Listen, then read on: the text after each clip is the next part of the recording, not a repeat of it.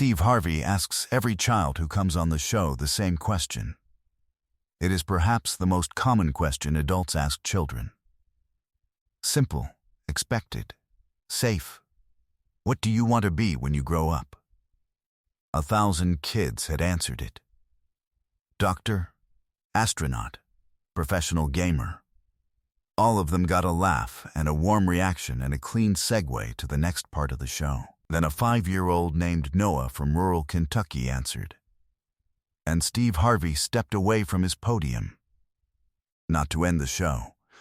Not because anything was wrong. Because Noah had said something so right that Steve Harvey needed to stand somewhere and be inside of it for a moment.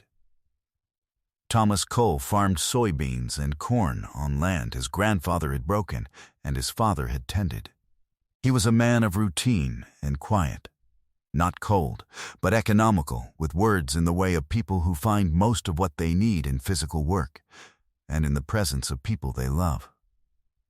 His wife Linda was a substitute teacher who drove 40 minutes each way to a school that needed her. She had the particular gift of teachers who choose the job not for security, but for the children. The ability to walk into a classroom where she was not the regular presence and within 20 minutes know which kid was carrying something heavy. Their oldest daughter had entered the family Feud lottery on a lunch break, mostly as a joke, and had completely forgotten about it. When the call came 6 months later, Thomas sat on the porch and stared at the fields for a long time. Linda had come out and said, "You okay?" Thomas had said, "I've never been on television." Noah, their youngest, 5 years old, with a gap between his front teeth and the slightly suspicious outlook of a child who has grown up around farming and knows that most things that seem too good to be true usually are, had said, "What's television?" Which was not entirely true, but was delivered with conviction. The family arrived in Los Angeles with 3 prior flights combined between all of them. They were wide-eyed and made no attempt to pretend otherwise. The older children wanted to know if they would see any celebrities. Thomas wanted to know where the bathrooms were. Noah spent his time in the green room interrogating the floor manager about the lighting system.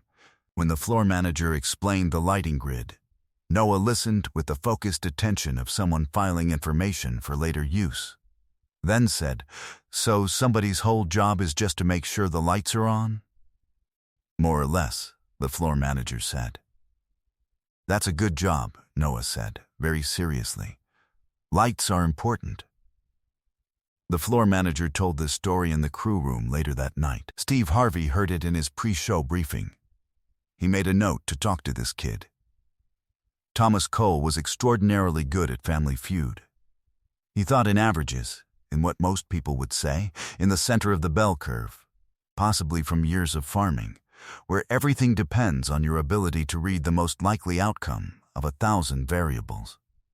He buzzed first on 4 consecutive questions and was correct every time.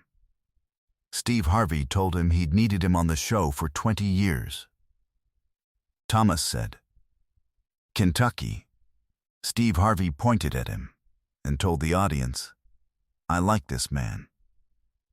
Linda matched her husband on competitive intensity and exceeded him in speed. She read people quickly, the contestant equivalent of the classroom skills she used professionally. Noah played the game with the strategic confidence of someone who believes strongly in his own analysis, regardless of whether the board agrees. He was wrong twice, and both times provided a thoughtful explanation for why the survey respondents had made an error. Steve Harvey gave him a point for one of the wrong answers, specifically the way the sun sets as an answer to name something that happens every day, on the grounds that arguing with Noah's logic would have taken longer than the show had time for. Noah thanked him graciously, which somehow made it funnier. After the game, Steve sat with the family. Thomas talked about the farm, not as a business, but as an inheritance, a conversation across generations. He used that phrase without self-consciousness. "It's not just dirt," he said. "It's a conversation across time." Steve Harvey received that with visible appreciation. Linda talked about substitute teaching, the way a classroom tells you everything if you know how to look. Kids think we don't see, she said. We see everything. The older children talked about their plans and their lives and were engaging and normal in the way of teenagers raised in a place where they were known. Noah sat at the end of the couch, feet dangling, processing everything with visible concentration. He had been quiet for the last several minutes, unusually for him. "Noah," Steve said. "You've been very quiet over there. What are you thinking about?" Noah looked at him. "I was thinking about what I want to be when I grow up." Steve smiled, the performer's smile, ready for a charming child answer. "All right, what do you want to be when you grow up?" Noah did not answer immediately. He looked at his father, at his mother, at his siblings, then back at Steve Harvey. "I want to be someone who comes home," he said. The performer's smile changed shape on Steve's face. "Someone who comes home," he repeated. "Yeah," Noah said. "My dad comes home every day. My mom comes home every day. My grandpa came home from the war. And my teacher, Mrs. Yates, her husband didn't come home one time. And she cried and we didn't know what to do." He paused, remembering it. "Coming home is the most important job, and I want to be good at it." The audience was completely silent. Steve Harvey stepped back from his podium. One deliberate step backward. He stood there, not dramatically, not performatively. He stood back and looked at Noah, and looked at the floor, and looked up at the lights briefly. The lights that someone's whole job was to keep on, and something moved across his face that was not for the cameras.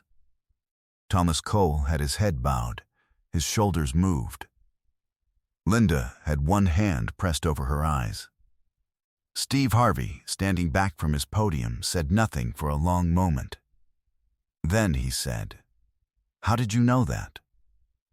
Noah looked mildly confused by the question, the way children look when asked to explain something that seems self-evident. "My dad told me," he said.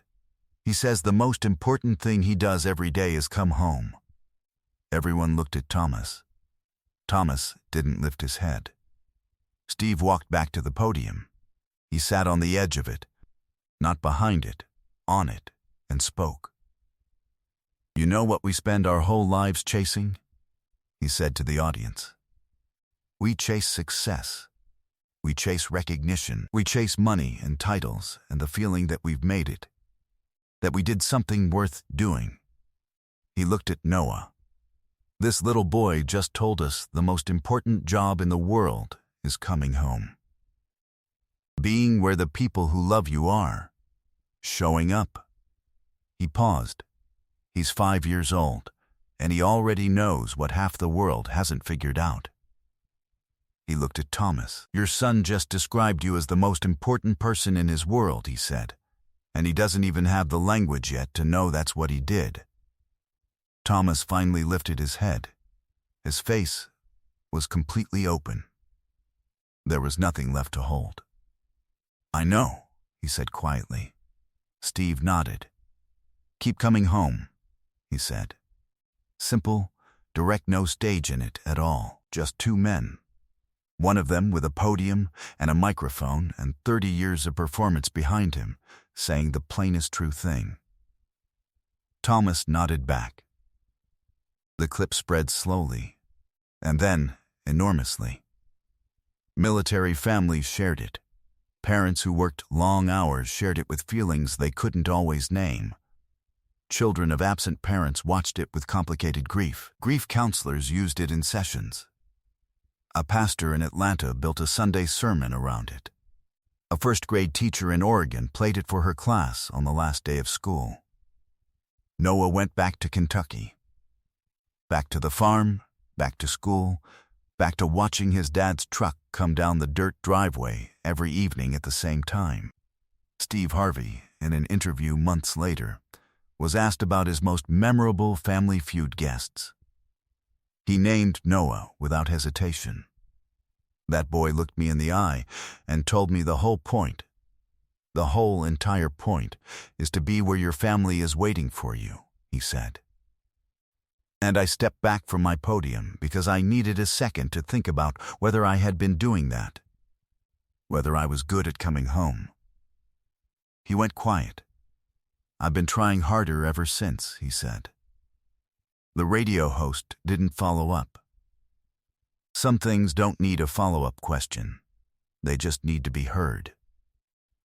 Share this with the person who always comes home for you. And tell us in the comments, who is the most important person in your world, and do they know it?